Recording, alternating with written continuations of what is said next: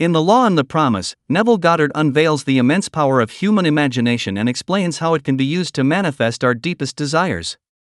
Through a series of real-life and inspiring examples, Goddard shows how the thoughts, beliefs, and mental images we hold directly shape our reality. The power of imagination. Goddard begins by asserting that imagination is much more than a simple ability to dream or create mental images. According to him, imagination is the ultimate creative force that shapes our world. He explains that everything that exists, from our relationships to our professional success, was first conceived in the mind. Therefore, what we imagine with emotion and conviction eventually becomes our reality. The law of assumption. One of the key concepts in the book is what Neville calls the law of assumption. He argues that to realize our desires, we must assume that we are already what we want to be, that we already possess what we wish to have.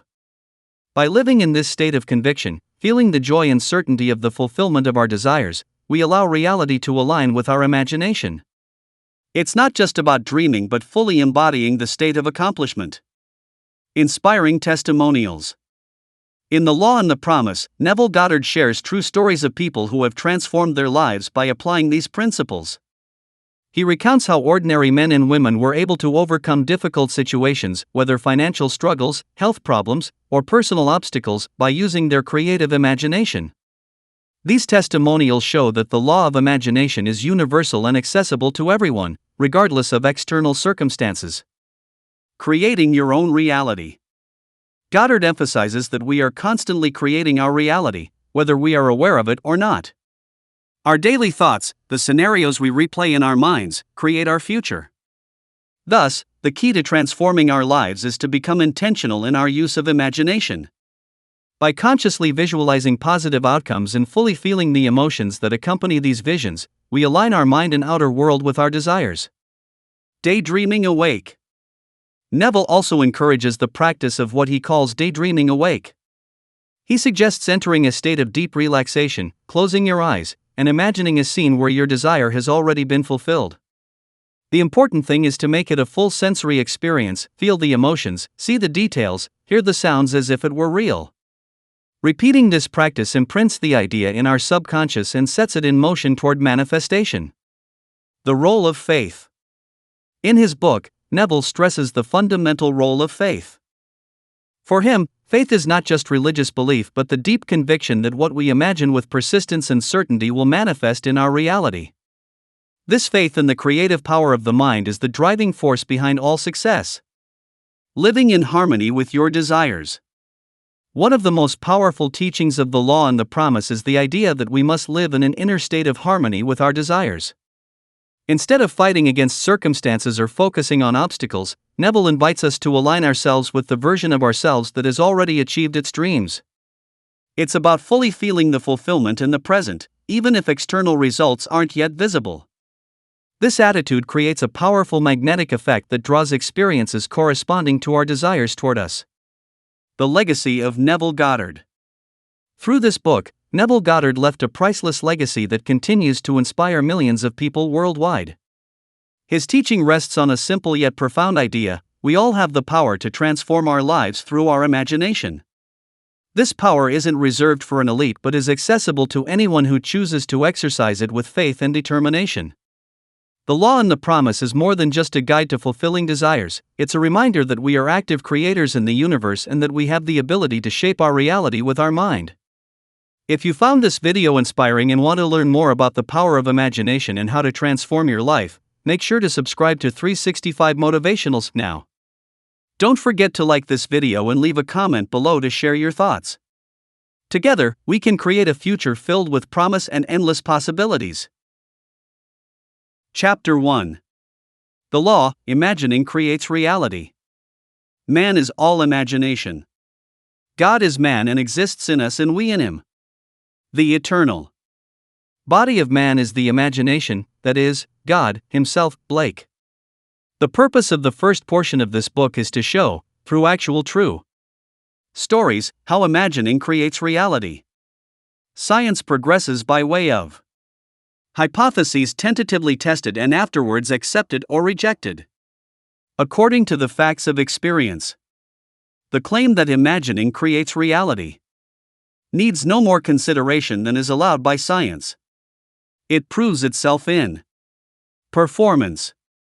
The world in which we live is a world of imagination. In fact, life itself is an activity of imagining, for Blake, wrote Professor Morrison of the University of St. Andrews, the world originates in a divine activity identical with what we know ourselves as the activity of imagination, his task being to open the immortal eyes of man inward into the worlds of thought, into eternity, ever expanding in the bosom of God, the human imagination. Nothing appears or continues in being by a power of its own. Events happen because comparatively stable imaginal activities created them, and they continue in being only as long as they receive such support. The secret of imagining, writes Douglas Fawcett, is the greatest of all problems to the solution of which the mystic aspires. Supreme power, supreme wisdom, supreme delight lie in the far-off solution of this mystery. When man solves the mystery of imagining, he will have discovered the secret of causation, and that is, imagining creates reality. Therefore, the man who is aware of what he is imagining knows what he is creating. Realizes more and more that the drama of life is imaginal, not physical. All activity is at bottom imaginal. An awakened imagination works with a purpose. It creates and conserves the desirable, and transforms or destroys the undesirable. Divine imagining and human imagining are not two powers at all, rather one. The valid distinction which exists between the seeming two lies not in the substance with which they operate but in the degree of intensity of the operant power itself.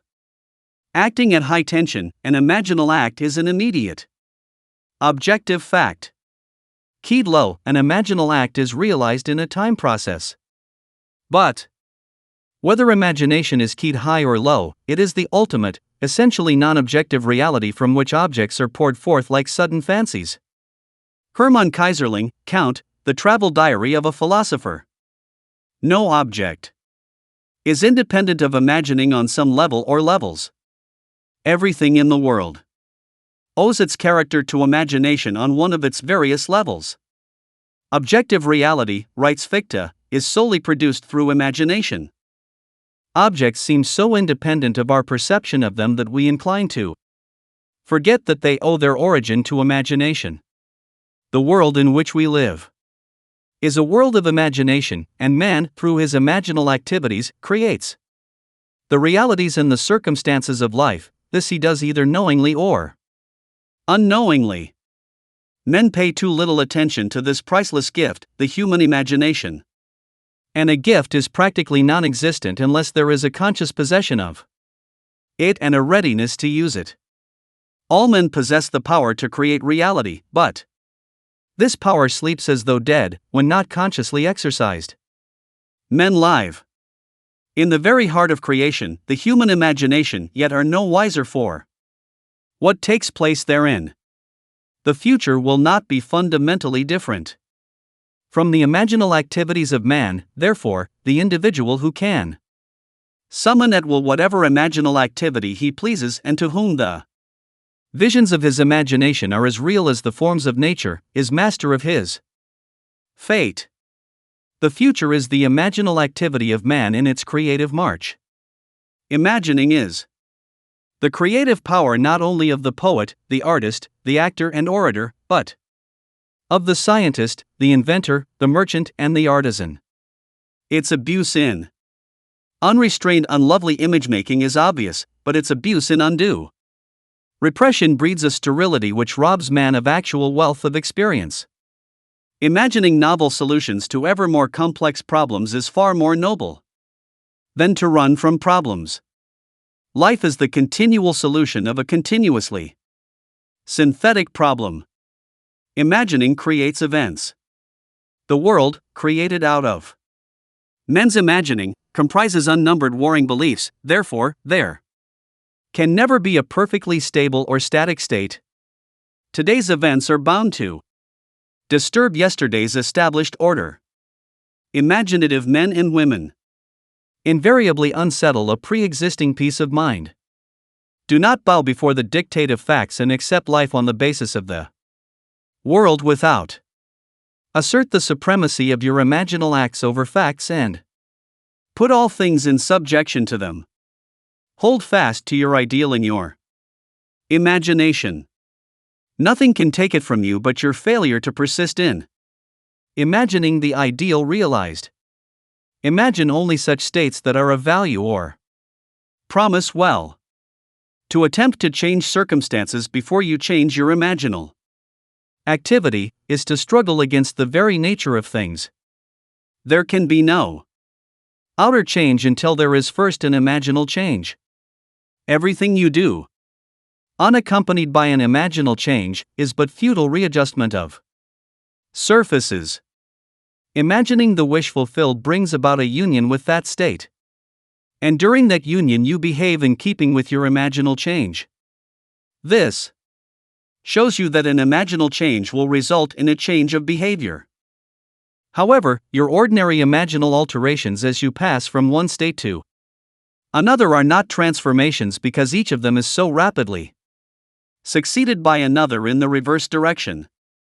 But whenever one state grows so stable as to become your constant mood, your habitual attitude, then that habitual state defines your character and is a true transformation. How do you do it? Self-abandonment. That is the secret. You must abandon yourself mentally to your wish fulfilled in your love for that state, and in so doing, live in the new state and no more in the old state. You can't commit yourself to what you do not love, so the secret of self-commission is faith plus love. Faith is believing what is unbelievable. Commit yourself to the feeling of the wish fulfilled, in faith that this act of self-commission will become a reality.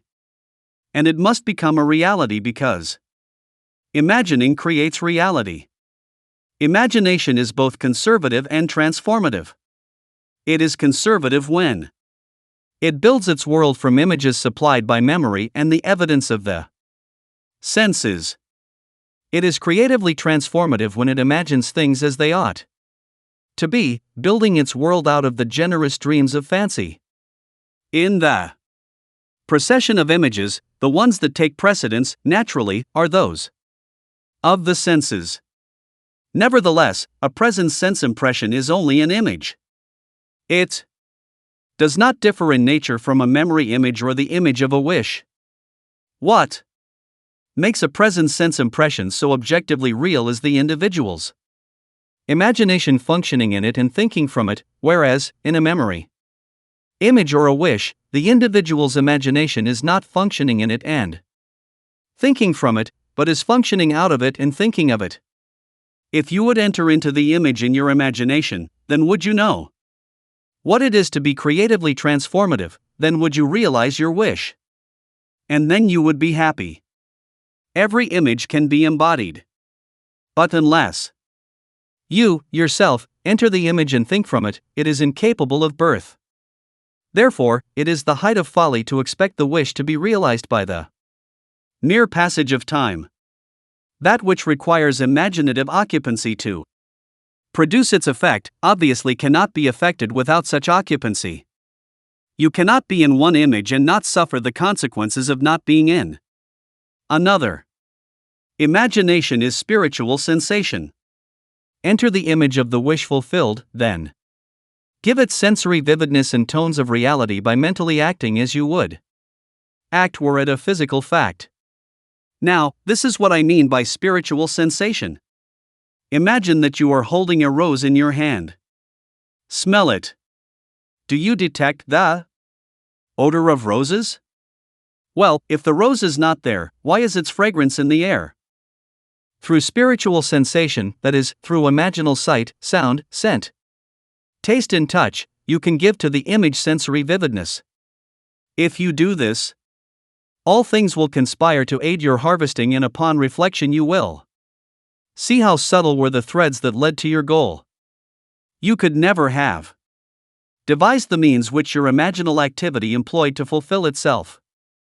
If you long to escape from your present sense fixation, to transform your present life into a dream of what might well be, you need but imagine that you are already what you want to be and to feel the way you would expect to feel under such circumstances. Like the make-believe of a child who is remaking the world after its own heart, create your world out of pure dreams of fancy. Mentally enter into your dream, mentally do what you would actually do, were it physically true. You will discover that dreams are realized not by the rich, but by the imaginative.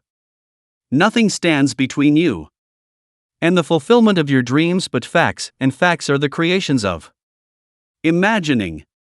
If you change your imagining, you will change the facts. Man and his past are one continuous structure. This structure contains all of the facts which have been conserved and still operate below the threshold of his surface mind. For him it is merely history. For him it seems unalterable, a dead and firmly fixed past. But for itself, it is living, it is part of the living age. He cannot leave behind him the mistakes of the past, for nothing disappears. Everything that has been is still in existence. The past still exists. And it gives and still gives its results. Man must go back in memory, seek for and destroy the causes of evil, however far back they lie. This going into the past and replaying a scene of the past in imagination as it ought to have been played the first time, I call revision, and revision results in repeal. Changing your life means changing the past. The causes of any present evil are the unrevised scenes of the past.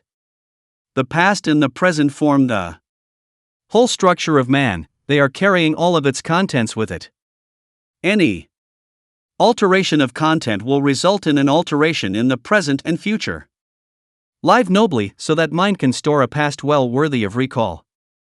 Should you fail to do so, remember, the first act of correction or cure is always revise. If the past is recreated into the present, so will the revised past be recreated into the present, or else the claim, though your sins are like scarlet, they shall be as white as snow, Isaiah 1 verse 18, is a lie. And it is no lie. The purpose of the story-to-story commentary that follows is to link up as briefly as possible the distinct but never disconnected themes of the 14 chapters into which I have divided the first part of this book. It will serve, I hope, as a thread of coherent thought that binds the whole into proof of its claim. Imagining creates reality. To make such a claim is easily done. To prove it in the experience of others is far sterner. To stir you to use the law constructively in your own life, that is the aim of this book. Chapter 2. Dwell therein. My God, I heard this day, that none doth build a stately habitation, but he that means to dwell therein. What house more stately hath there been, or can be, than is man, to whose creation all things are in decay?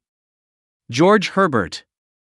I wish it were true of man's noble dreams, but unfortunately, perpetual construction, deferred occupancy, is the common fault of man. Why build a stately habitation unless you intend to dwell therein? Why build a dream house and not dwell therein? This is the secret of those who lie in bed awake while they dream things. True. They know how to live in their dream until, in fact, they do just that. Man, through the medium of a controlled, waking dream, can predetermine his future. That imaginal activity, of living in the feeling of the wish fulfilled, leads man across a bridge of incident to the fulfillment of the dream.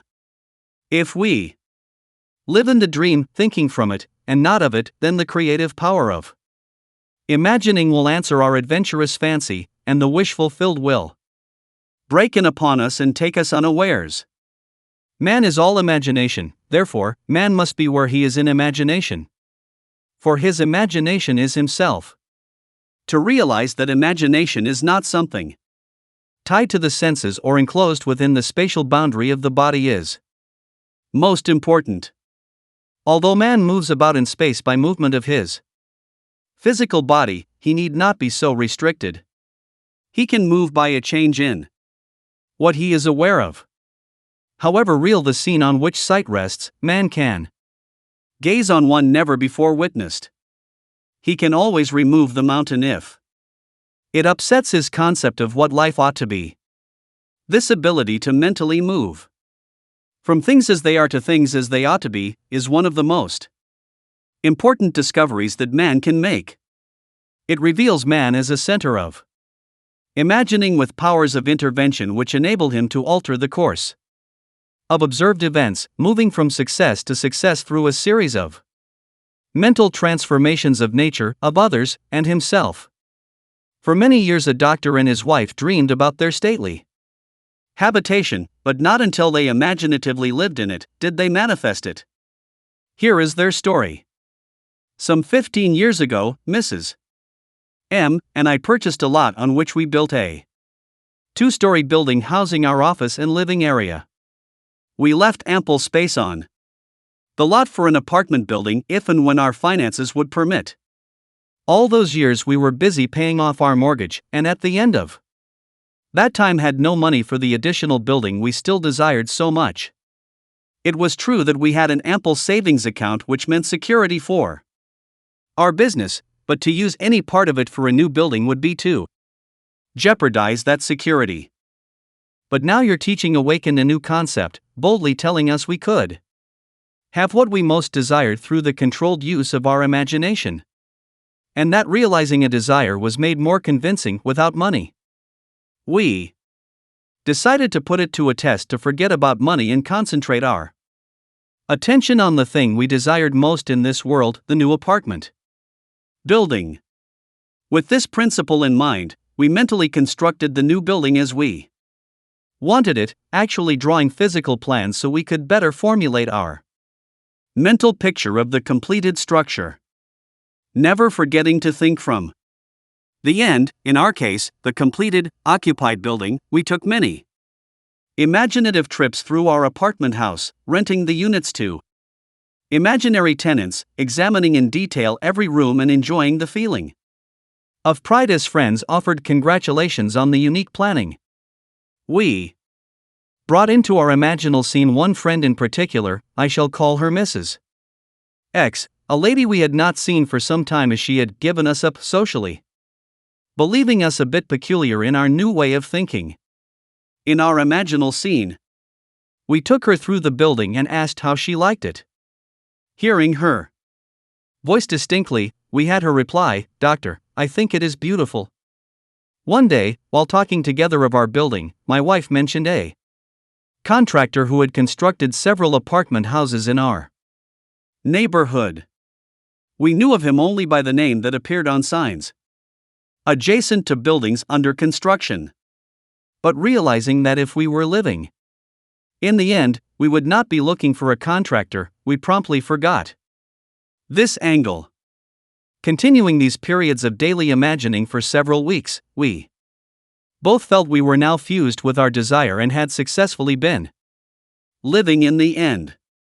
One day a stranger entered our office and identified himself as the contractor whose name my wife had mentioned weeks before. In an apologetic manner, he said, "I don't know why I stopped here. I normally don't go to see people, but rather, people come to see me." He explained that he passed our office often and had wondered why there wasn't an apartment building on the corner lot. We assured him we would like very much to have such a building there, but that we had no money to put into the project, not even the few $100s it would take for plans. Our negative response did not faze him, and seemingly compelled, he began to figure and devise ways and means to carry out the job, unasked and unencouraged by us. Forgetting the incident, we were quite startled when a few days later this man called, informing us that plans were completed and that the proposed building would cost us $30,000. We thanked him politely and did absolutely nothing. We knew we had been living imaginatively in the end of a completed building, and that imagination would assemble that building perfectly without any outside assistance from us. So, we were not surprised when the contractor called again the next day to say he had found a set of blueprints in his files that fitted our needs perfectly with few alterations. This, we were informed, would save us the architect's fee for new plans. We thanked him again and still did nothing. Logical thinkers would insist that such negative response from prospective customers would completely end the matter. Instead, 2 days later, the contractor again called with the news that he had located a finance company willing to cover the necessary loan with the exception of a few $1,000. It sounds incredible, but we still did nothing. 4. Remember, to us this building was completed and rented, and in our imagination we had not put one penny into its construction. The balance of this tale reads like a sequel to Alice in Wonderland, for the contractor came to our office the next day and said, as though presenting us with a gift, "You people are going to have that new building anyway. I've decided to finance the balance of the loan myself. If this is agreeable, I'll have my lawyer draw up the papers, and you can pay me back out of net profits from rentals." This time we did do something. We signed the papers, and construction began immediately. Most of the apartment units were rented before final completion, and all but one occupied the day of completion. We were so thrilled by the seemingly miraculous events of the past few months that for a while we didn't understand this seeming flaw in our imaginal picture. But, knowing what we had already accomplished through the power of imagining, we immediately conceived another imaginal scene, and in it, this time, instead of showing the party through the unit and hearing the words, "We'll take it," we ourselves in imagination visited tenants who had already moved in that apartment. We allowed them to show us through the rooms and heard their pleased and satisfied comments. 3 days later that apartment was rented. Our original imaginary drama had objectified itself in every detail save one. And that one became a reality when, 1 month later, our friend, Mrs. X, surprised us with a long overdue visit, expressing her desire to see our new building. Gladly we took her through, and at the end of the tour heard her speak the line we had heard in our imaginations so many weeks before, as, with emphasis on each word, she said, "Doctor, I think it is beautiful." Our dream of 15 years was realized. And we know, now, that it could have been realized any time within those 15 years if we had known the secret of imagining and how to live in the end of desire. But now it was realized, our one big desire was objectified. And we did not put one penny of our own money into it. Dr. M.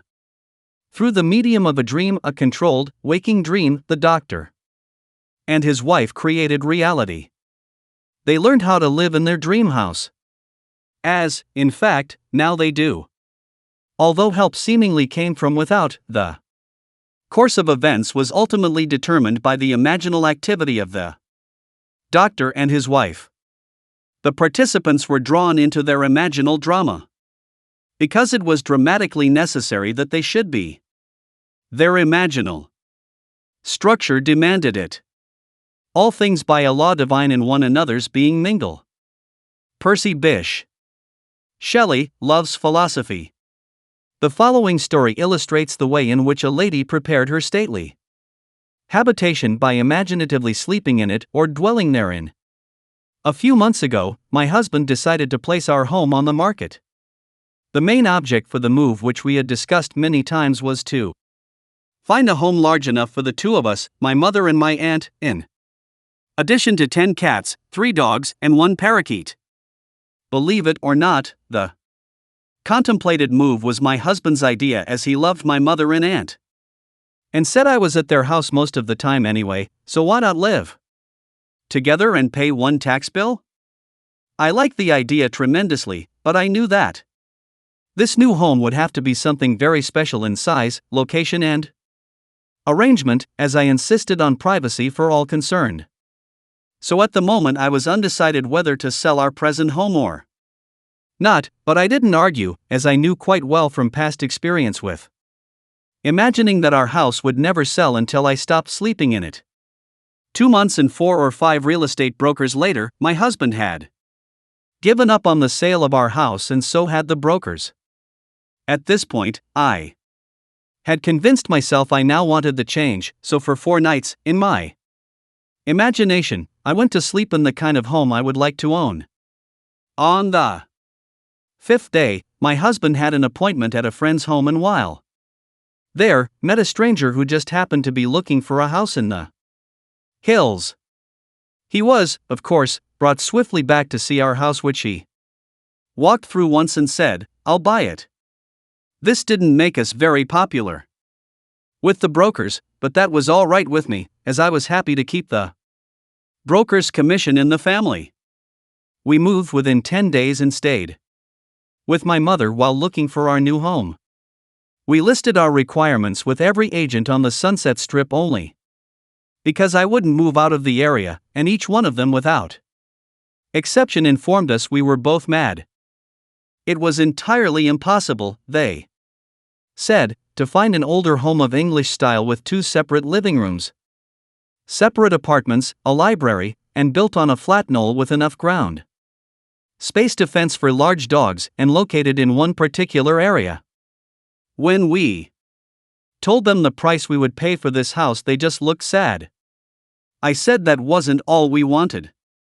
We wanted wood paneling all through the house, a huge fireplace, a magnificent view in seclusion, no close neighbors, please. At this point the lady agent would giggle and remind me that there was no such house, but if there were, they would realize 5 times what we were willing to pay. But I knew there was such a house because my imagination had been sleeping in it, and if I am my imagination, then I had been sleeping in it. By the second week we had exhausted 5 real estate offices, and the gentleman in the 6th office was looking a little wild when one of his partners, who had not spoken until then, said, "Why don't you show them the place up King's Road?" A third partner in the office laughed sourly and said, "That property isn't even listed. And besides, the old lady would throw you off the property. She's got 2 acres up there, and you know she wouldn't split." Well, I didn't know what she wouldn't split, but my interest had been aroused by the street name, for I liked that particular area best of all. So I asked why not just take a look anyway, for laughs.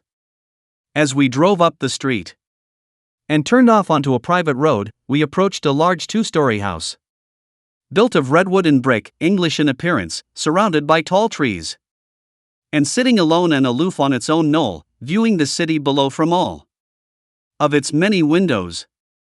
I felt a peculiar excitement as we walked to the front door and were greeted by a lovely woman who graciously asked us in. I do not think I breathed for the next minute or two, for I had walked into the most exquisite room I had ever seen. The solid redwood walls and the brick of a great fireplace rose to a height of 28 feet, terminating in an arched ceiling joined together by huge redwood beams. The room was straight out of Dickens, and I could almost hear Christmas carolers singing. On the balcony of the upstairs dining room, which looked out over the living room, a great cathedral window gave a view of sky, mountains, and city far below, and the beautiful old redwood walls glowed in the sunlight. We were shown through a spacious apartment on the lower floor with connecting library, separate entrance, and separate patio. 2 staircases led upward to a long hall opening into 2 separated bedrooms and baths, and at the end of the hall was, yes, a second living room, opening out onto a second patio, screened by trees and redwood fencing. Built on 2 acres of beautifully landscaped grounds, I began to understand what the agent had meant by saying she wouldn't split for on 1 acre stood a large swimming pool and pool house completely separated from the main house but undoubtedly belonging to it. It did, indeed, seem to be an impossible situation, as we did not want 2 acres of highly taxable property plus a swimming pool a block away from the house. Before we left, I walked through that magnificent living room once more, going up the stairs to the dining room balcony. I turned, and looking down, saw my husband standing by the fireplace, pipe in hand, with an expression of perfect satisfaction on his face. I placed my hands on the balcony railing and watched him for a moment. When we were back in the real estate office, the 3 agents were ready to close for the day, but my husband detained them, saying, "Let's make her an offer anyway. Maybe she will split the property. What can we lose?" One agent left the office without a word. Another said, "The idea is ridiculous." The agent we had originally talked to said, "Forget it. It's a pipe dream." My husband is not easily annoyed, but when he is, there is no more stubborn creature on earth. He was now annoyed. He sat down, slammed his hand on a desk and roared, "It's your business to submit offers, isn't it?" They agreed that this was so and finally promised to submit our offer on the property. We left, and that night, in my imagination, I stood on that dining room balcony and looked down at my husband standing by the fireplace. He looked up at me and said, "Well, honey, how do you like our new home?" I said, "I love it." I continued to see that beautiful room and my husband in it and felt the balcony railing gripped in my hands until I fell asleep. The next day, as we were having dinner in my mother's house, the telephone rang and the agent, in an unbelieving voice, informed me that we had just purchased a house. The owner had split the property right down the middle, giving us the house and the acre it stood on for the price we offered. J.R.B. Dreamers often lie in bed awake, while they do dream things true. Approximate, William Shakespeare, Romeo and Juliet. One must adopt either the way of imagination or the way of sense. No compromise or neutrality is possible. He who is not for me is against me. Matthew 12 verse 30, Luke 11 verse 23. When man finally identifies himself with his imagination rather than his senses, he has at long last discovered the core of reality. I have often been warned by self-styled realists that man will never realize his dream by simply imagining that it is already here. Yet, man can realize his dream by simply imagining that it is already here.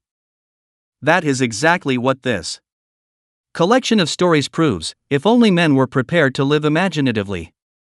In the feeling of the wish fulfilled, advancing confidently in their controlled ing dream, then the power of imagining would answer their adventurous fancy and the wish fulfilled would break in upon them and take them unawares. Nothing is more continuously wonderful than the things that happen every day to the man with imagination sufficiently awake to realize their wonder. Observe your imaginal activities. Imagine better than the best you know, and create a better world for yourself and others. Live as though the wish had come, even though it is yet to come, and you will shorten the period of waiting. The world is imaginal, not mechanistic. Imaginal acts, not blind fate, determine the course of history. Chapter 3. Turn the wheel backward. Oh, let your strong imagination turn the great wheel backward, until Troy unburn. Sir John Collins Squire, The Birds. All life is, throughout the ages, nothing but the continuing solution of a continuous synthetic problem. H. G. Wells. The perfectly stable or static state is always unattainable. The end attained objectively always realizes more than the end the individual originally had in view. This, in turn, creates a new situation of inner conflict, needing novel Solutions to force man along the path of creative evolution. His touch is infinite and lends a yonder to all ends. George Meredith, Hymn 2. Color.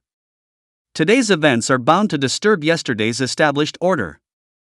The creatively active imagination invariably unsettles a pre-existing piece of mind. The question may arise as to how, by representing others to ourselves as better than they really were, or mentally rewriting a letter to make it conform to our wish, or by revising the scene of an accident, the interview with the employer, and so on, could change what seems to be the unalterable facts of the past, but remember my claims for imagining. Imagining creates reality. What it makes, it can unmake. It is not only conservative, building a life from images supplied by memory, it is also creatively transformative, altering a theme already in being. The parable of the unjust steward, Luke 16 verses 1-8, gives the answer to this question. We can alter our world by means of a certain illegal imaginal practice, by means of a mental falsification of the facts, that is, by means of a certain intentional imaginal alteration of that which we have experienced. All this is done in one's own imagination. This is a form of falsehood which not only is not condemned, but is actually approved in the gospel teaching. By means of such a falsehood, a man destroys the causes of evil and acquires friends, and on the strength of this revision proves, judging by the high praise the unjust steward received from his master, that he is deserving of confidence. Because imagining creates reality, we can carry revision to the extreme end. Revise a scene that would be otherwise unforgivable. We learn to distinguish between man, who is all imagination, and those states into which he may enter.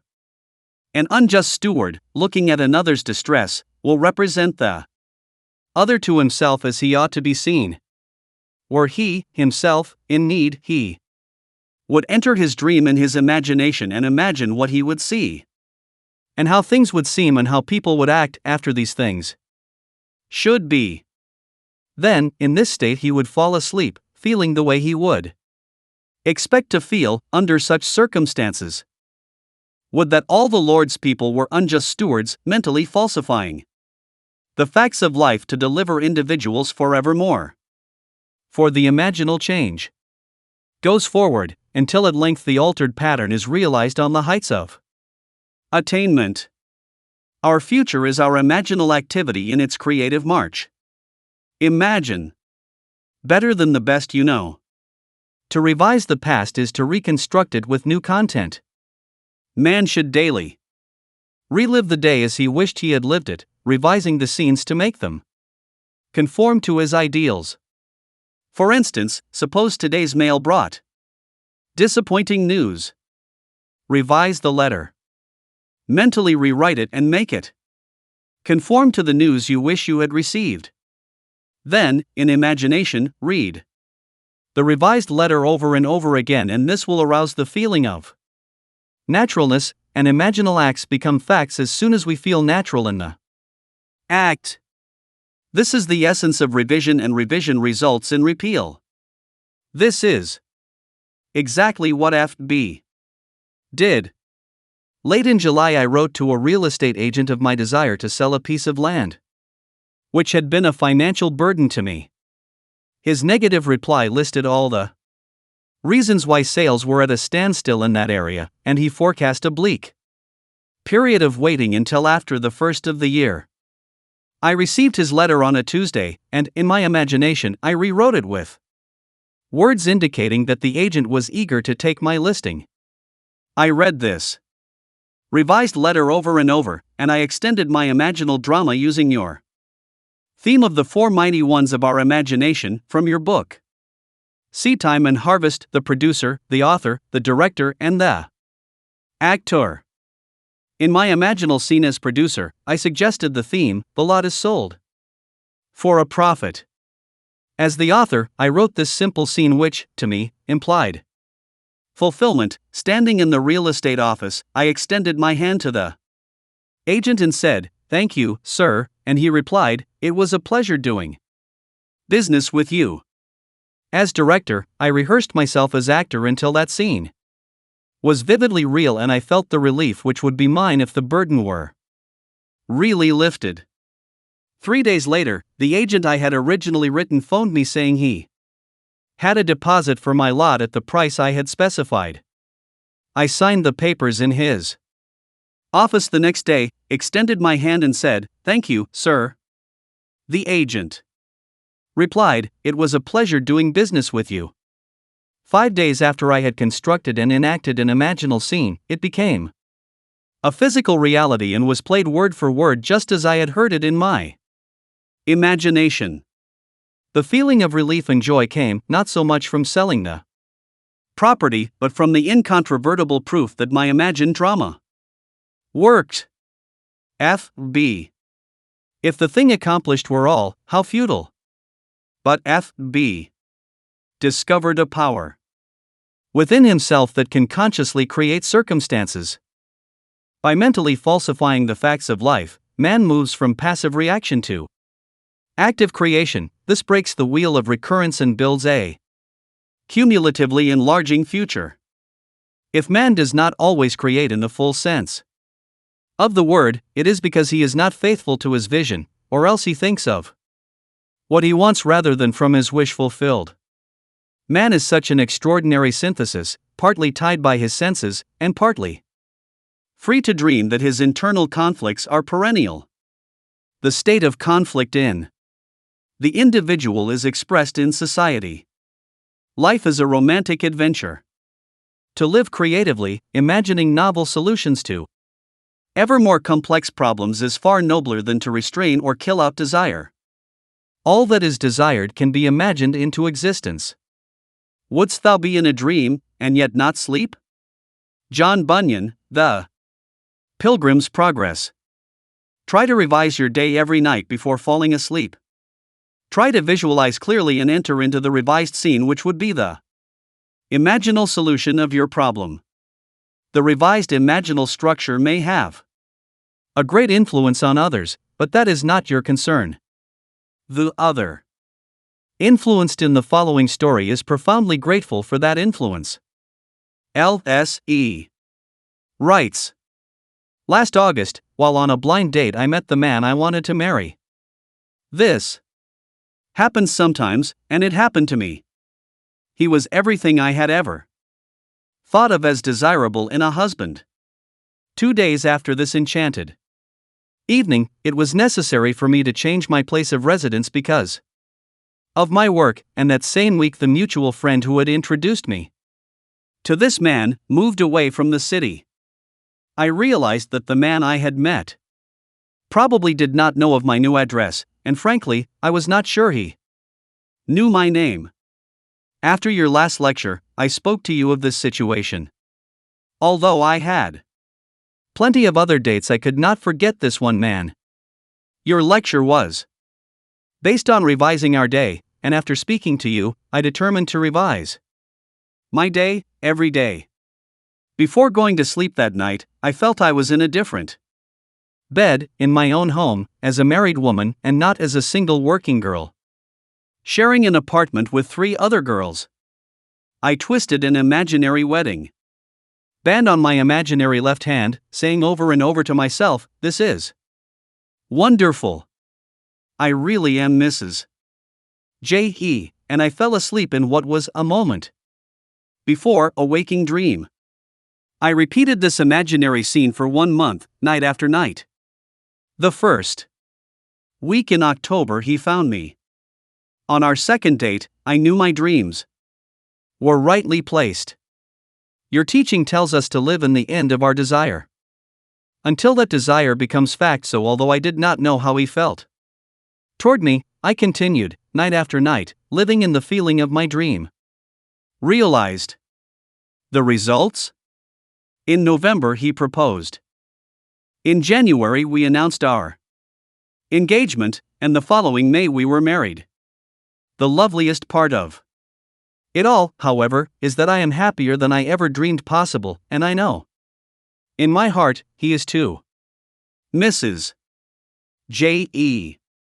By using her imagination radically, instead of conservatively, by building her world out of pure dreams of fancy rather than using images supplied by memory, she brought about the fulfillment of her dream.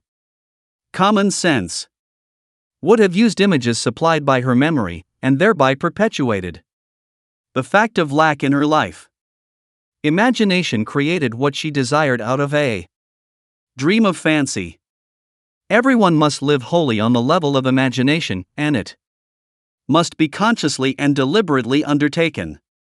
Lovers and madmen have such seething brains, such shaping fantasies that apprehend more than cool reason over comprehends. William Shakespeare. A Midsummer Night's Dream. If our time of revision be well spent, we need not worry about results. Our fondest hopes will be realized. Art thou real, earth? Am I? In whose dream do we exist? Approximate, Frank Kendon, The Timepiece. There is no inevitable permanence in anything. Both past and present continue to exist only because they are sustained by imagining on some level or other, and a radical transformation of life is always possible by man revising the undesirable part of it. In his letter, Mr. R.S. questions this subject of influence. During your current series of lectures, trouble developed with collections on one of my trust deeds. The security, a house and lot, was neglected and run down. The owners were apparently spending their money in bars while their two little girls, aged 9 and 11, were noticeably uncared for. However, forgetting appearances, I began to revise the situation. In my imagination, I drove my wife past the property and said to her, "Isn't the yard beautiful? It's so neat and well cared for. Those people really show their love for their home. This is one trust deed we will never have to worry about." I would see the house and lot as I wanted to see it, a place so lovely, it gave me a warm glow of pleasure. Every time the thought of this property came to me, I repeated my imaginal scene. After I had been practicing this revision for some time, the woman who lived in the house had an automobile accident while she was in the hospital. Her husband disappeared. The children were cared for by neighbors, and I was tempted to visit the mother in the hospital to reassure her of assistance, if necessary. But how could I, when my imaginary scene implied that she and her family were happy, successful, and obviously contented? So, I did nothing but my daily revision. A short while after leaving the hospital, the woman and her two daughters disappeared also. Payments were sent in on the property, and a few months later she reappeared with a wedding certificate and a new husband. At this writing, all payments are right up to date. The two little girls are obviously happy and well cared for, and a room has been added to the property by the owners giving our trust deed additional security. It was mighty nice to solve my problem without threats, unkind words, eviction, or worry about the little girls. But was there something in my imagining that sent that woman to the hospital? R.S.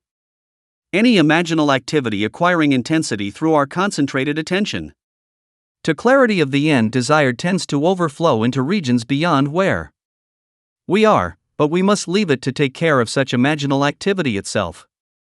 It is marvelously resourceful in adapting and adjusting means to realize itself. Once we think in terms of influence rather than of clarity of the end desired, the effort of imagination becomes an effort of will, and the great art of imagining is perverted into tyranny. The buried past usually lies deeper than our surface mind can plumb. But fortunately, for this lady, she remembered and proved that the made past can also be unmade through revision. For 39 years I had suffered from a weak back. The pain would increase and decrease but would never leave completely. The condition had progressed to the point where I used medical treatment almost constantly. The doctor would put the hip right for the moment, but the pain simply would not go away. One night I heard you speak of revision and wondered to myself if a condition of almost 40 years could be revised. I had remembered that at the age of 3 or 4 years I had fallen backward from a very high swing and had been quite ill at that time because of a serious hip injury. From that time on I had never been completely free from pain and had paid many a dollar to alleviate the condition, to no avail. This year, during the month of August, the pain had become more intense. And one night I decided to test myself and attempt to revise that ancient accident which had been the cause of so much distress and pain and costly medical fees most of my adult life. Many nights passed before I could feel myself back to the age of childhood play. But I succeeded. One night I actually felt myself on that swing, feeling the rush of wind as the swing rose higher and higher. As the swing slowed down, I jumped forward, landing solidly and easily on my feet. In the imaginal action I ran to my mother and insisted that she come watch what I could do. I did it again, jumping down from the swing and landing safely on my 2 feet.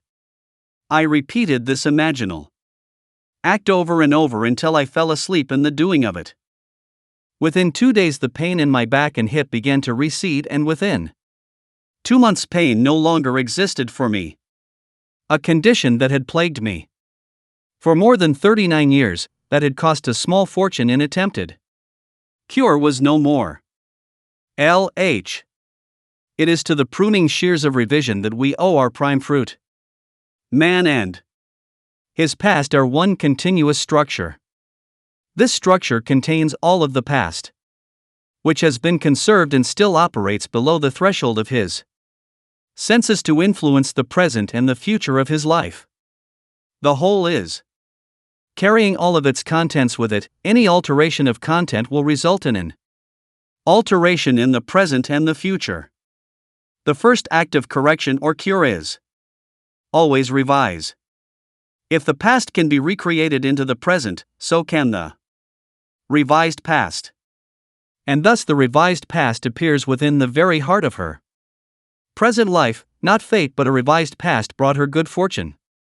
Make results and accomplishment the crucial test of true imagination, and your confidence in the power of imagination to create reality will grow gradually from your experiments with revision confronted by experience. Only by this process of experiment can you realize the potential power of your awakened and controlled imagination. How much do you owe my master? He said, 100 measures of oil. And he said to him, take your bill, and sit down quickly and write 50. Luke 16 verses 5 and 6. This parable of the unjust steward urges us to mentally falsify the facts of life, to alter a theme already in being. By means of such imaginative falsehoods, a man acquires friends, Luke 16 verse 9. As each day falls, mentally revise the facts of life and make them conform to events well worthy of recall. Tomorrow will take up the altered pattern and go forward until at length it is realized on the heights of attainment. The reader will find it worthwhile to follow these clues: imaginal construction of scenes implying the wish fulfilled, and imaginative participation in these scenes until tones of reality are reached. We are dealing with the secret of imagining, in which man is seen awakening into a world completely subject to his imaginative power. Man can understand recurrence of events well enough, the building of a world from images supplied by memory, things remaining as they are. This gives him a sense of security in the stability of things. However, the presence within him of a power which awakens and becomes what it wills, radically changing its form, its environment, and the circumstances of life, inspires in him a feeling of insecurity, a dreadful fear of the future. Now, it is high time to awake out of sleep, Romans 13 verse 11, and put an end to all the unlovely creations of sleeping man. Revise each day. Let your strong imagination turn the great will backward until Troy unburn. Sir John. Calling Squire, the Birds. In conclusion, The Law and the Promise by Neville Goddard reminds us that our imagination is the key to manifesting our desires. This creative power, which we all possess, allows us to transform our dreams into reality simply by assuming that our wishes are already fulfilled. The book shows us that the universe responds to what we deeply believe and feel. By mastering our thoughts and cultivating unwavering faith in our visions, we become the creators of our own destiny. If you found this video inspiring and want to learn more about the power of imagination, subscribe to 365 Motivationals for more motivational and transformative content. Don't forget to like this video and leave a comment to share your thoughts and experiences. Together, let's make our imagination the driving